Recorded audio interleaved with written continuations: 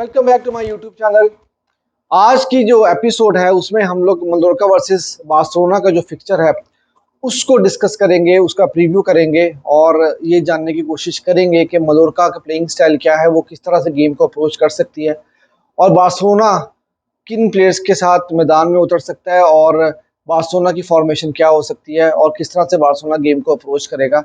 तो इसी को हम लोग आज के एपिसोड में डिस्कस करेंगे। अगर आपने अभी तक चैनल को सब्सक्राइब नहीं किया तो चैनल को सब्सक्राइब भी कर लीजिएगा और वीडियो को आखिर तक भी जरूर देखिएगा। तो सबसे पहले बात मलोरका की कर लेते हैं। मलोरका जो जिस तरह की टीम है वो एक तो इस टाइम पर 16 पोजीशन के ऊपर है ला लीगा टेबल पे। 5 पॉइंट्स उनके इस वक्त हैं। 3 गेम्स वो ऑलरेडी हार चुके हैं और जब इस तरह की टीम्स को जब हम देखते हैं तो हमें ये लगता है कि यार हमारी टीम तो बहुत ज़्यादा स्ट्रांग है, हम टॉप ऑफ द टेबल बैठे हैं और बड़े आराम से हम मैच जीत जाएंगे। लेकिन ऐसा होता नहीं है क्योंकि जो मलोरका जैसी टीम्स होती हैं मिड टेबल या टेबल के बिल्कुल निचली हिस्से में जो टीम्स होती हैं वो काफ़ी ज़्यादा डिफिकल्ट फिक्चर्स होते हैं क्योंकि उन टीम्स के पास हारने का कुछ भी नहीं होता, नथिंग टू लूज, और उनकी अप्रोच यही होती है कि ना खेलेंगे ना खेलने देंगे। और ये टीम्स जो है वो लो ब्लॉक में खेलती हैं, डिफेंस करती हैं फुल दबा के और काफ़ी ज़्यादा जो है वो अग्रेसिव भी होकर खेलती हैं, काउंटर अटैक के ऊपर हिट करने की कोशिश करती हैं। मलोरका के अगर प्लेइंग स्टाइल की हम बात करते हैं तो मलोरका भी जो है वो मिडिल से जो है मिडफील्ड से ज़्यादा अटैक करने की कोशिश करती है और बेसिकली ये लोग डिफेंस ज़्यादा करते हैं, मिडफील्ड में थोड़ा सा डोमिनेट करने की कोशिश करते हैं ये, और वहाँ से जो है लॉन्ग बॉल्स खेलते हैं और अपने हाफ में काफ़ी ज़्यादा अग्रेसिव होते हैं ये लोग। मतलब आप कह सकते हैं कि प्रेस करने की कोशिश करते हैं, बॉल ज़्यादा देर तक दूसरी ओपोनेंट के पास रहने की नहीं देते और बॉल छीनने की कोशिश ज़्यादा करते हैं, अग्रेसिव होते हैं, टैकल्स भी करते हैं और बॉडी प्ले फिजिकल ज़्यादा हो जाते हैं ये। तो इस तरह की जो टीम्स होती हैं काफ़ी ज़्यादा मुश्किल होती हैं, इनके अगेंस्ट मैच जीतना आसान नहीं होता। स्पेशली जिस तरह बार्सिलोना की टीम है, बार्सिलोना जो है वो उनको एक पूरा मूव बनाना पड़ता है गोल स्कोर करने के लिए, और जब लो ब्लॉक को तोड़ने की बात आती है तो वहाँ पर इतना आसान नहीं होता। जिस तरह आपने पिछला सेल्टा का गेम भी देखा था, मैंने जिस तरह से सेल्टा के मैच का प्रीव्यू किया था एग्जैक्टली सेल्टा ने वैसे ही बिहेव किया था पिछली गेम में और उन्होंने बिल्कुल बार्सिलोना को उसी तरह से हिट किया था जैसे मैंने आपको बताया था। अगर आप मेरी पिछली वीडियोस भी जाकर देखें, उसमें यही मैंने आपको बताया था कि वो लोग लो ब्लॉक में खेलेंगे, काउंटर पे खेलेंगे, और लेकिन सेल्टा का ये जरूर था कि वो काउंटर में बहुत ज़्यादा ऑर्गेनाइज टीम थी, उनके पास क्वालिटी थी। आप मलोरका के पास इतनी क्वालिटी है कि नहीं, आई एम नॉट श्योर, इतना मैंने ही उनको फॉलो नहीं किया। लेकिन ये है कि उनका प्लेइंग स्टाइल भी कुछ इसी तरह से है। और अगर हम बार्सिलोना की बात करते हैं तो चावी जब से फिलिक्स और कैंसिलो आए हैं उसके बाद से चावी 4-4-3 सिस्टम पे बहुत ज़्यादा कंफर्टेबल नज़र आ रहे हैं।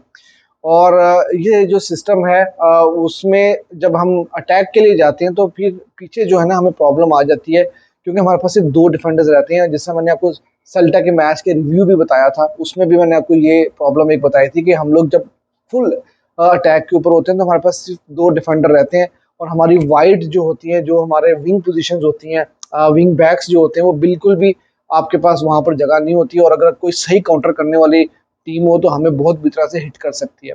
अब इसका हल क्या है? जो मैं पिछले मैच में चावी को देख के थोड़ा मैंने क्रिटिसाइज किया था क्योंकि ड्यूरिंग दी गेम चावी ने चेंजेस नहीं की थी फॉर्मेशन में। हमने बहुत सारी चेंजेस की थी, अटैक में हम 4-5 बंदे लिए थे, बल्कि पूरा अटैक ही हमारा खेल रहा था एक प्लेयर को छोड़कर।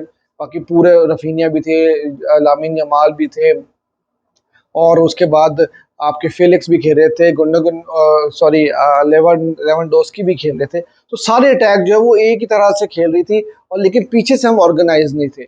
तो वो जो है हमें एक काफ़ी ज़्यादा प्रॉब्लम हुआ और वहाँ पर हम लोगों ने एक तो टेर स्टेगन ने हमें बचाया और कुछ अपने अच्छे टैकल्स करके, और उन्होंने एक बड़ा ज़बरदस्त टैकल करके हमें मैच बचाया था। और तो ये जो चीज़ें हैं हमें इसको ज़रूर देखना पड़ेगा। हम अप्रोच इस तरह की जब गेम होती है तो हम क्या कर सकते हैं कि एटलीस्ट 3 डिफेंडर्स आपके पास ज़रूर होने चाहिए पीछे, कि जब काउंटर पड़े आपको तो आपके पास जो है वो 3 आदमी पीछे ज़रूर हो उस काउंटर को रोकने के लिए। तो जो कि हमारे पास नहीं थे और वहाँ पर हम मार खा रहे थे। और जिस मलोरका की भी जो गेम है वो इसी टाइप की है कि वो लॉन्ग बॉल्स खेलते हैं और काउंटर पे हिट करने की कोशिश करते हैं। तो आई होप कि चावी ने जो पिछली गेम से वो एक सबक सीखा होगा।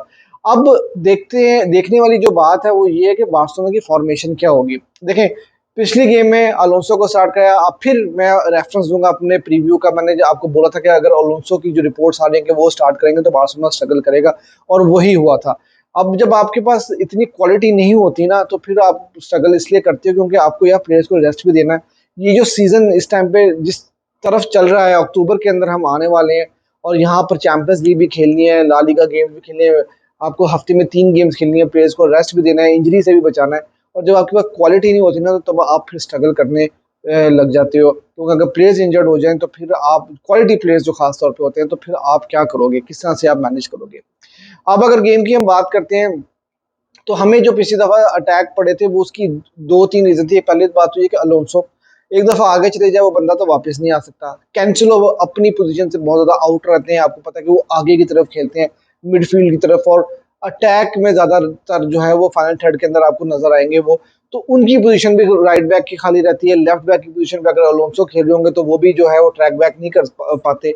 और बल्दे अगर होते हैं तो यार वो भी आखिरी इंसान है, अगर वो अगर अटैक कर रहे हैं तो कितनी को स्पीड में वापस आ जाएंगे, वो एक चीज देखने वाली चीज होती है। तो उसको काउंटर किस तरह किया जा सकता है, सीडीएम की पोजीशन, रोमियो की जो पोजीशन है वो बहुत ज्यादा इंपॉर्टेंट है, क्योंकि ऐसी सिचुएशन में रोमियो जो है वो डिफेंडर का काम करता है। बाज़ दफा वो सेंटर बैक में खेल लेता है या अपने आप को एडजस्ट करता है कि वो उसको किस पोजीशन के ऊपर आके जो है वो डिफेंस को सपोर्ट करना होता है।